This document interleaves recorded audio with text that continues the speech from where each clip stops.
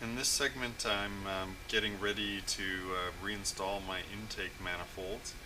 I just want to get a few of the items I need ready.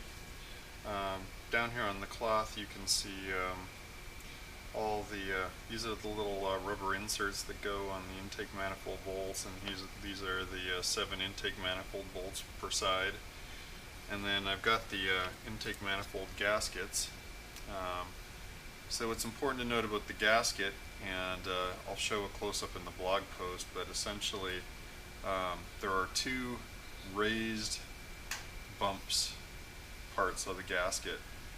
This indicates the up side. These basically go into the recesses on the bottom of the manifold, and so that way you know which side's up, and you know you have it properly kind of centered and aligned on the thing, so they're not there on the back side. So it's conceivable you could put a gasket in upside down backwards.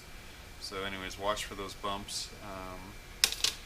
And then all I really did other than clean everything was I put a dab of oil on the first couple of threads, and then so that when these start they aren't going in completely dry.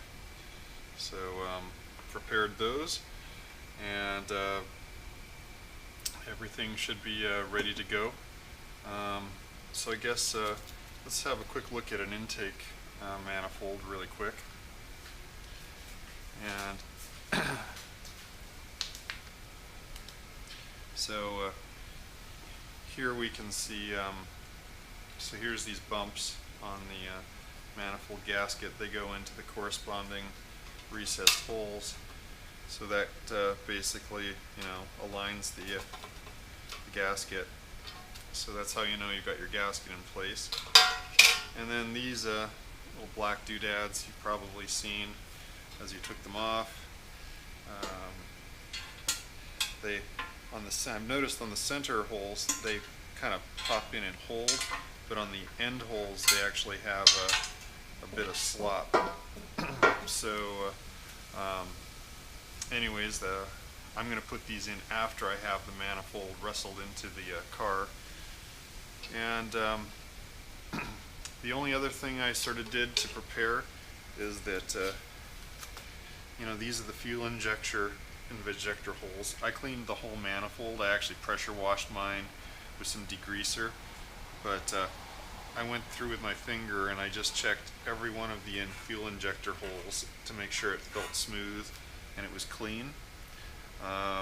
You definitely, because the O-rings have to seat in there.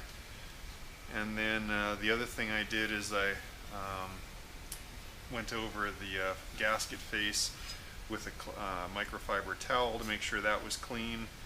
I made sure this was degreased, and then I've also run over it with my hand, which is really the best way you can tell that a surface is smooth and prepared. So I think the manifolds are in good shape, and getting ready to put it back on the car.